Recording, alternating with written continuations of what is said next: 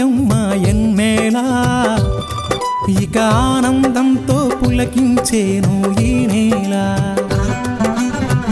అడవి పూలు పూసాయమ్మ ఎన్నేలా ఇక ఆనందంతో పులకించేను ఈ నేల మురిసింది మారెడాకు మెరిసింది మావిడాకు పొంగింది సిన్నవాగు ఇయ్యాల జగులద్దింది జిల్లెడాకు తడిసింది తమలపాకు కొండగాలి అడవిని పెళ్ళియ్యాల అడవి పూలు పూసాయమ్మ ఎన్నెలా ఇక ఆనందంతో పులకించేను ఈ నేల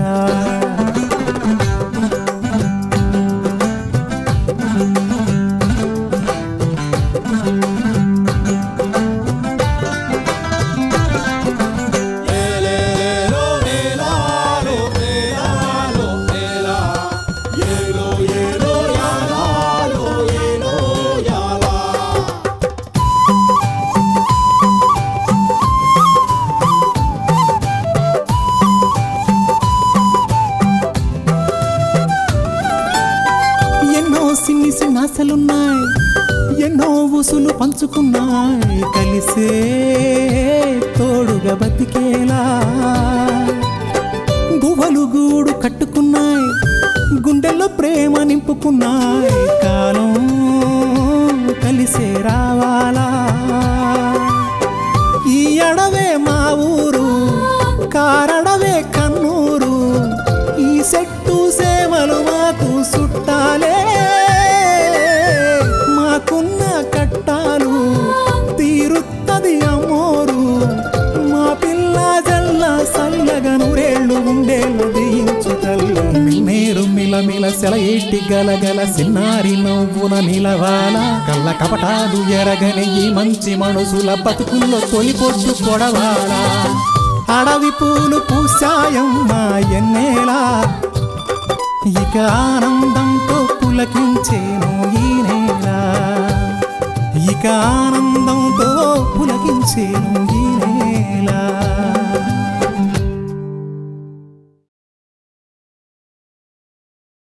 ఇక్కడ ఒక్కడవే కూర్చొని ఏం చేస్తున్నావు?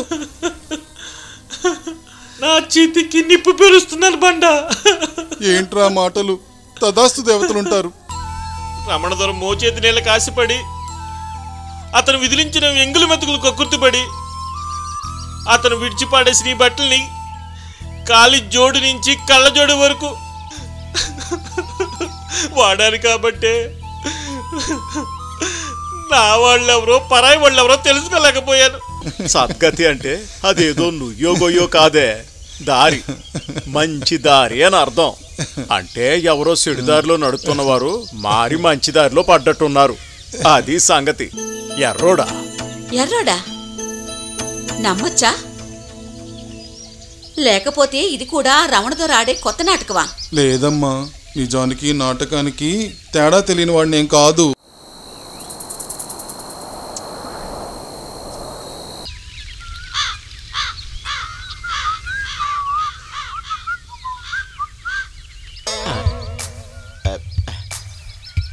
దేవుడా, నేనొక ముఖ్యమైన పని మీద వెళ్తున్నాను.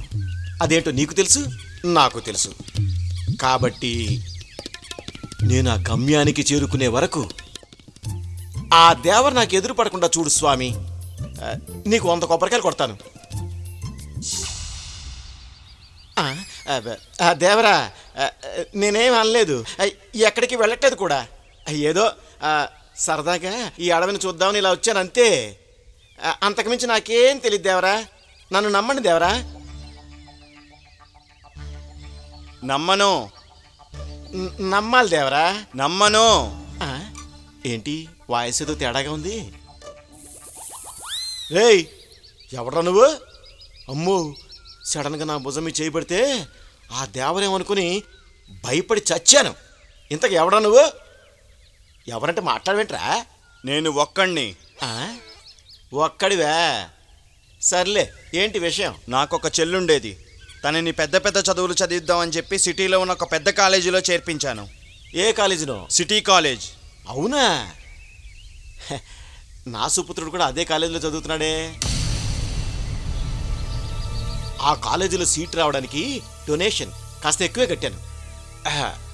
ఎంతైనా డబ్బున్నోనే కదా. డబ్బున్న వాళ్ళ పిల్లలందరూ బాగానే చదువుతారయ్యా. ఇంతకీ మీ చెల్లెలు చదువంతా పూర్తి చేసుకుని అమెరికా వెళ్ళిపోయిందా? లేదు. ఓహో, ఇండియాలోనే మంచి ఉద్యోగం చేస్తుంది అనుకుంటా. బాగుంది. ఇంతకీ పెళ్ళి చేసావా లేదా? లేదు. దానికి సరైన వాడు ఇక్కడే ఉన్నాడని తెలిసి వచ్చాను. ఓహో, పోన్లే. నీ కొడుకు ఎలా ఉంటాడు?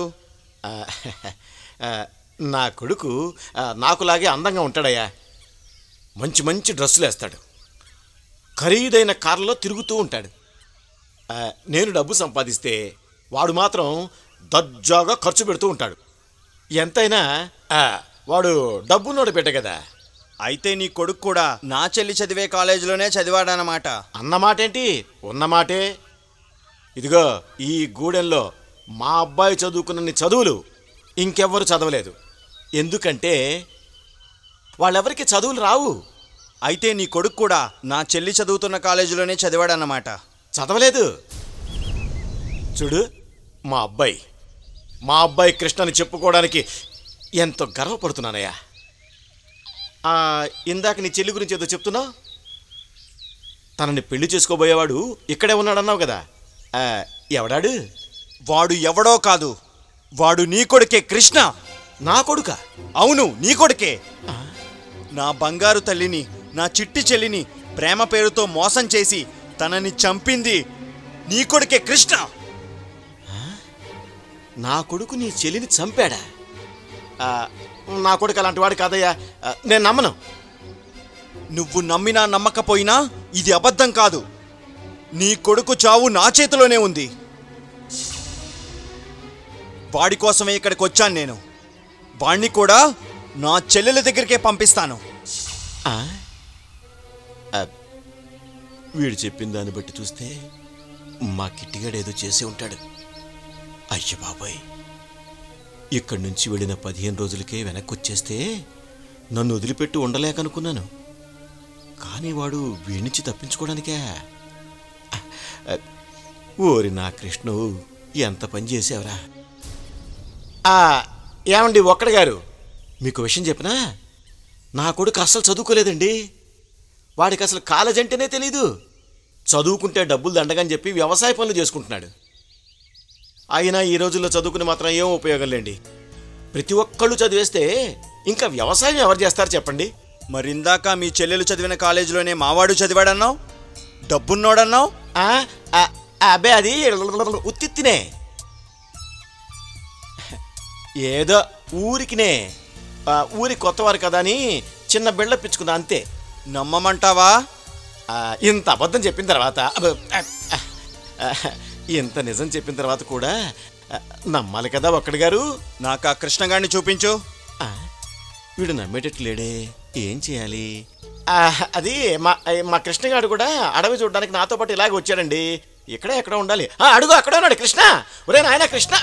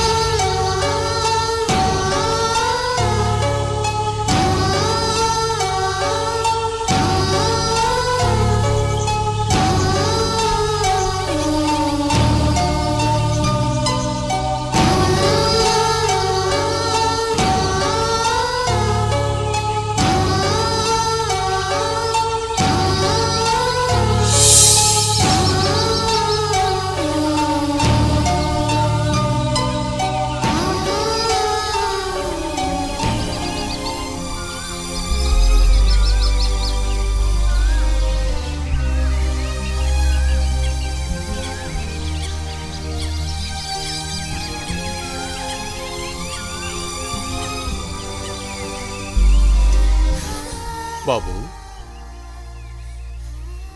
ఎవరు నాయనా నువ్వు? ఈ చుట్టుపక్కల చూస్తే ఎవరు లేరు. ఏం జరిగింది? ఎందుకు ఏడుస్తున్నావు?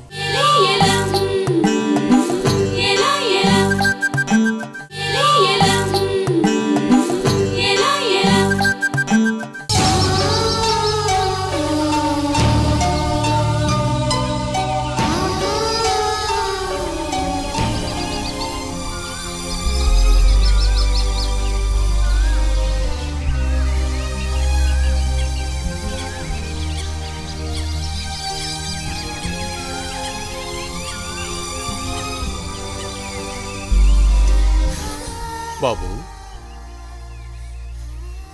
ఎవరు నాయనా నువ్వు? ఈ చుట్టుపక్కల చూస్తే ఎవరు లేరు. ఏం జరిగింది? ఎందుకు ఏడుస్తున్నావు? నాకేం జరిగితే నీకెందుకు? జరిగింది తెలుసుకుని మాత్రం నువ్వేం చేస్తావు? నన్ను విసిగించకుండా ఇక్కడి నుంచి వెళ్ళు. అలాగే వెళ్తాను. కానీ ఒక మాట చెప్తా, నీకేదో సమస్య ఉందని నాకు అర్థమైనది. కానీ నువ్వు ఇలా బాధపడుతూ కూకుంటే ఆ సమస్య ఇంకా పెరుగుతూనే ఉంటుంది, కానీ తగ్గదు. కాబట్టి ముందు సమస్యకి పరిష్కారం ఆలోచించు. నాకెవరూ చెప్పక్కర్లేదు. నాకెప్పుడు ఏం చేయాలో నాకు బాగా తెలుసు. నన్ను విసిగించద్దన్నాను కదా, వెళ్ళు వెళ్ళు. ఒక మనిషి నా కాళ్ళ ముందు బాధపడుతూ ఉంటే నేను చూస్తూ ఊరుకోలేను. సాధ్యమైనంత వరకు అతని బాధని నేను పోగొడతాను. నువ్వెవరో, ఇక్కడికి ఎందుకు వచ్చినావు, అసలు ఏం జరిగిందో చెప్పు. నా పేరు అభి. నాకు చెల్లెలుంది. మేము సిటీలో ఉండేవాళ్ళం. నాకు నా చెల్లెంటే చాలా ఇష్టం. నా చెల్లిని పెద్ద పెద్ద చదువులు చదివిందామని సిటీ కాలేజీలో చేర్పించాను. చదువంటే నా చెల్లికి చాలా ఇష్టం. రాత్రి పగళ్ళు కష్టపడి చదివే నా చెల్లిని ఒక దుర్మార్గుడు ప్రేమ అనే మత్తులో ముంచి నా చెల్లికి అన్యాయం చేసి చంపేశాడు. వాడు బ్రతకూడదు అని వాడిని చంపేద్దామని వెతుక్కుంటూ అన్ని గూడాలు పిచ్చివాళ్ళ తిరుగుతూ ఈ గూడానికి వచ్చాను. నా చెల్లిని చంపిన వాడిని కసి తీరా చంపాలని ఇక్కడి దాకా వచ్చాను. వాడిని చంపుతా.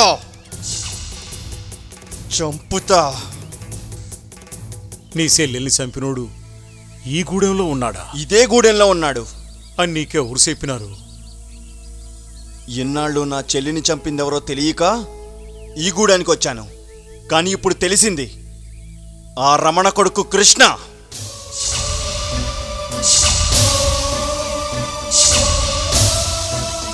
ఇందాక ఆ రమణ మాటల్లో కనిపెట్టాను. తను నాతో మాట్లాడుతున్నప్పుడు తన మాటల్లో అబద్ధం గ్రహించాను. తను పడే ఆ కంగారుని గ్రహించాను. అప్పుడే నిశ్చయించుకున్నాను, నా చెల్లిని చంపింది ఆ కృష్ణేనని. వాడిని ఊరికే వదలను, చంపి పారేస్తా. కృష్ణ హంతకుడా? ఎన్నాళ్ళు రమణధర మాత్రమే అనుకున్నాను. ఇప్పుడు కృష్ణబాబు కూడానా? ఇలా ఎంతమంది అమాయకుల్ని అమ్మాయిల్ని మోసం చేస్తారో. చూడు బాబు, పైన దేవుడు అంటూ ఒకడున్నాడు. ఆయనే అన్నీ చూసుకుంటాడు. నువ్వు తొందరపడి నీ నిండు జీవితాన్ని నాశనం చేసుకోకు. పదే పదే జరిగింది గుర్తు చేసుకోకు. నీ సంగతి కూడా కొంచెం ఆలోచించుకో బాబు. నా జీవితం ఏమైపోయినా పర్వాలేదు, కానీ నేను అనుకున్నది చేసి తీరుతాను. అనుకున్నది సాధిస్తాను. అప్పటి వరకు ఆ కృష్ణగాడిని వదిలే ప్రసక్తే లేదు. నేను చెప్పేది కొంచెం విను బాబు. ఇదిగో చూడు, నేనింతసేపు ఎవరితోనూ ఇంత మంచిగా మాట్లాడలేదు. అనవసరంగా నన్ను రెచ్చగొట్టకుండా మర్యాదగా ఇక్కడి నుంచి వెళ్ళిపో. అది నీకే మంచిది. లేకపోతే నా చేతిలో చస్తావు.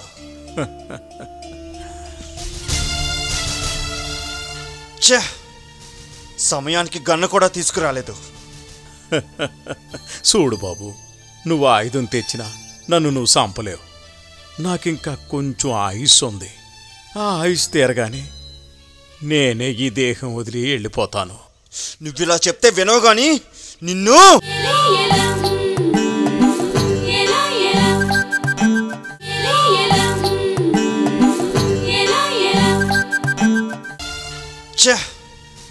సమయానికి గన్ను కూడా తీసుకురాలేదు. చూడు బాబు, నువ్వు ఆయుధం తెచ్చినా నన్ను నువ్వు చంపలేవు. నాకింకా కొంచెం ఆయుష్ ఉంది. ఆ ఆయుష్ తీరగానే నేనే ఈ దేహం వదిలి వెళ్ళిపోతాను. నువ్విలా చెప్తే వినవు గాని నిన్ను. చెప్పానుగా, నేను అప్పుడే సావను అని. నేను అనుకున్నది సాధించే వరకు నేను ఇలాగే ఉంటాను.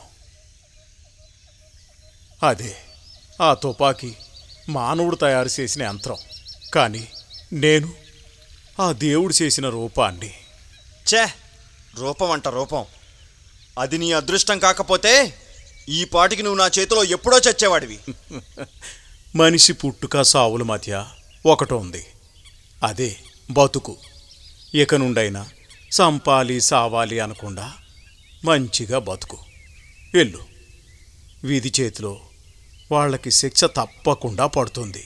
తప్పు చేసిన వాళ్ళు తప్పకుండా శిక్షను అనుభవిస్తారు. అలాంటి తప్పు నువ్వు చేయకు. ఛే, నాకు నచ్చినట్టే నేను చేస్తాను.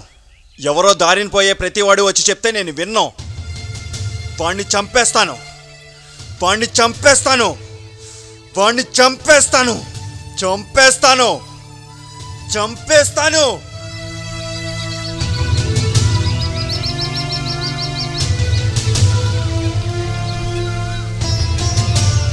నీ చేతిలో ఉన్నది తుపాకీ, విధి కాదు.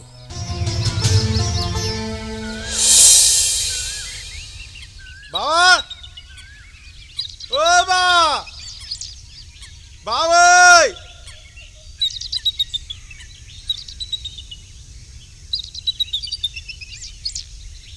బావా, ఓ బా. ఇంత ఎండాలి ఆడపోయాడు. బావా,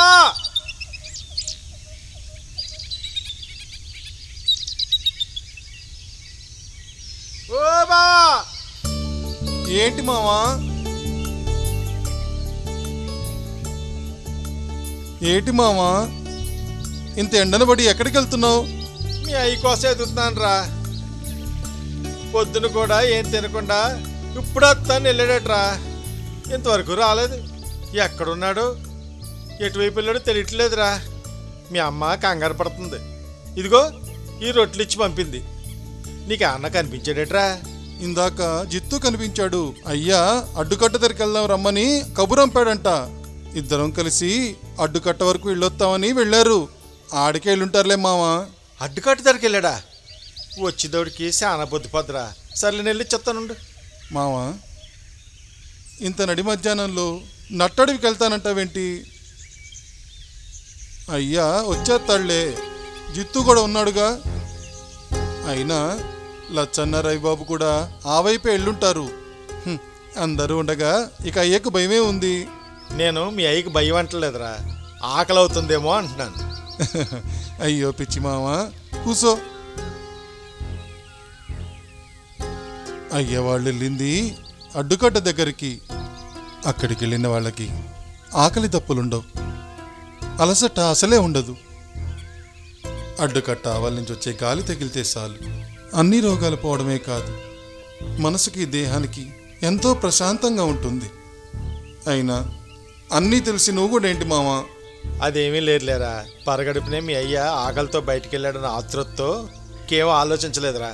అయినా మా అల్లుళ్ళు లచ్చన్న రవిబాబు ఉండగా ఇంకా నాకేం భయం? పైగా జిత్తు కూడా ఉన్నాడు అంటున్నావు. అన్నట్టు రవిబాబు పై చదువులకి ఎక్కడికి వెళ్తానన్నాడట. అవును, నీకెవరు చెప్పారు? రవిబాబేరా. మొన్న ఇంటికి వచ్చి మీ అయ్యకి నాకు కాలికి నమస్కారం పెట్టి ఈ విషయం చెప్పాడు. అతను వెళ్ళిపోయిన తర్వాత మీ అయ్య చాలా బాధపడ్డాడు. అయ్య బాధపడ్డా? ఎందుకు?